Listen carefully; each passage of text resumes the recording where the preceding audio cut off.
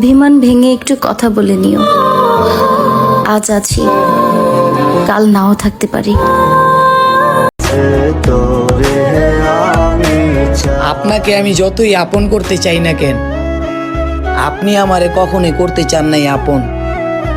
মিথ্যা একটা অপবাদ দিয়া কইরা দিয়া গেলেন আমারে জিন্দা দাফন। ওই ওপরওয়ালারে যদি পাইতাম না, তাহলে জিজ্ঞেস করতাম, মানুষ বানাইছো ঠিক আছে, মেয়ে মানুষ কেন বানাইছো? হ্যাঁ, মেয়ে মানুষ বানানোর কি দরকার ছিল? মেয়ে মানুষ আসলেই একটা জিনিস তুমি বানাইছো ওপরওয়ালা, যার সাথে হাজারটা অন্যায় করা যায়, যারে ফুটবলের মতো লাথানো যায়, কোনো কিছু বলার কিছু নেই। মানুষ তো এমনও বলে যে মেয়ে মানুষ জন্ম নিলে নাকি মাটি কাইপা ওঠে, যে মেয়ে মানুষ জন্ম নিচ্ছে মাটিতেও নাকি ভয় পায়।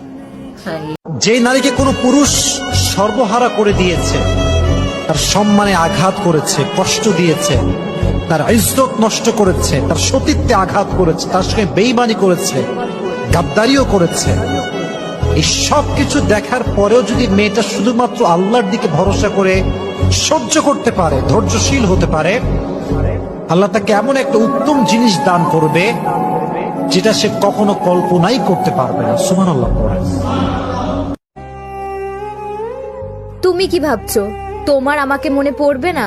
পড়বে পড়বে, এক যুগ পরে হলেও তোমার আমাকে মনে পড়বে। মনে পড়বে কেউ একজন নিঃস্বার্থভাবে তোমাকে ভালোবাসতো। মনে পড়বে যে তুমি এত অবহেলা করার পরেও যে তোমার কাছে পড়ে থাকতো। মনে পড়বে যে তুমি তাকে ছেড়ে চলে আসার পরও সে তোমার কাছে বারবার ফিরে আসতে চাইতো। যেদিন বুঝবে আমার থেকে ভালো তোমাকে কেউ কোনোদিনও বাঁচতে পারবে না, সেদিন তুমি বুঝবে।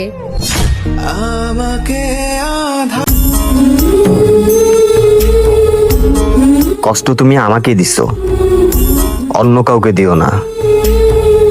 আমি হয়তো তোমাকে মাফ করে দিব, কিন্তু আমার খোদা তোমাকে কখনো মাফ করবে না। সুখে থাকার জন্য বেশি কিছু লাগে না, প্রিয় মানুষটা পাশে থাকলেই যথেষ্ট। ভালোবাসি বলে এত কষ্ট দাও, তাই না? একদিন ঠিক বুঝবে যাকে এত কষ্ট দিয়েছো তার মতো কেউ তোমাকে এত ভালোবাসতে পারবে না। সে মোনাজাতে মানুষ যেখানে জান্নাত চায়, সেখানে আমি আপনাকে চেয়েছিলাম। ওরে আমার শখের পুরুষ, এভাবে না ঠকালেও পারতে।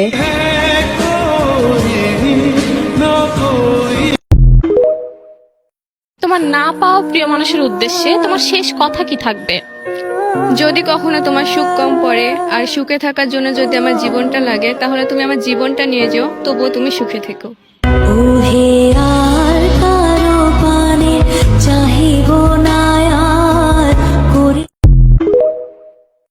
আমার প্রিয় মানুষটাকে যে পাইলো, তাকে একটা কথা বলতে চাই যে আমি এত সাধনা করেও তাকে পাই নাই, আর কেউ একজন সাধনা ছাড়াই তাকে পেয়ে গেছে।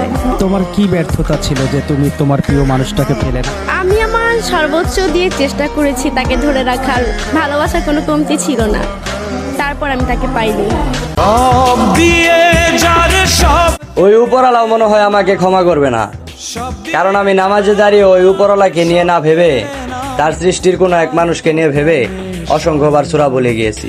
তোমার দিলে তুমি বলেছিলা না কখনো কষ্ট পেতে দিবা না, কিন্তু দেখো আজ তোমার জন্যই কষ্ট পাই, কিন্তু তুমি দেখো না। আবারও আগের মতো অপরিচিত হয়ে গেলাম আমরা, তাই না? ব্যথা কখনো দেখানো যায় না, আবার কাউকে বোঝানো যায় না, হোক সেটা মনের কিংবা শরীরের। যার ব্যথা সে ছাড়া কেউ বোঝে না তার কতটা যন্ত্রণা হয়। আমার কলিজা ছিঁড়ে যাওয়ার মতন কাহিনী ঘটেছিল, সান্ত্বনা দেওয়ার মতন কেউ ছিল না পাশে, কিন্তু আলহামদুলিল্লাহ এখনো বেঁচে আছি। তুমি মানুষের কথায় কান দিও না, মানুষ তো কত কিছুই বলে। দেখবা তুমি আমি ঠিক থাকলে ভালোবাসার গাড়ি অটোমেটিকলি চলে। এমন ভাবে কাউকে কষ্ট দিও না যার একমাত্র উদ্দেশ্য ছিল তোমাকে খুশি করা। হ্যালো গাইস, নতুন একটা ভিডিও নিয়ে আপনাদের মাঝে উপস্থিত হয়েছে। আশা করি সবাই ভালো আছেন। কে কোথায় থেকে আমার ভিডিও দেখছেন কমেন্ট করে জানাবেন। এখন ল্যান্ডিং করব। আর একটা জিনিস বুঝলাম না, আপনারা লাইক কমেন্ট শেয়ার করেন না কেন? আমি এত কষ্ট করে ভিডিও করি, আপনারা যদি লাইক কমেন্ট শেয়ার না করেন তাহলে হলো।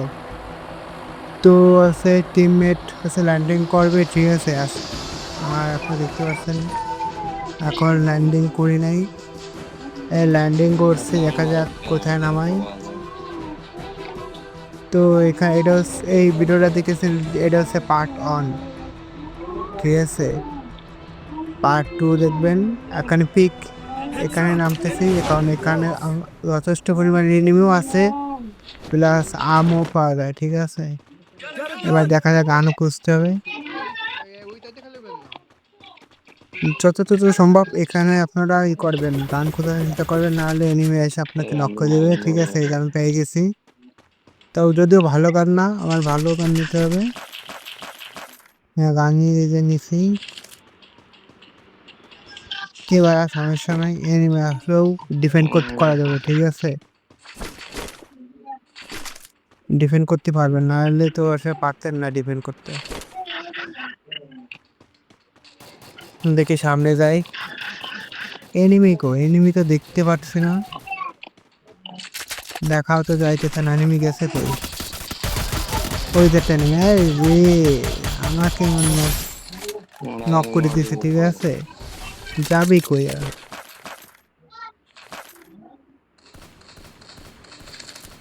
নক করে দিছি, ঠিক আছে।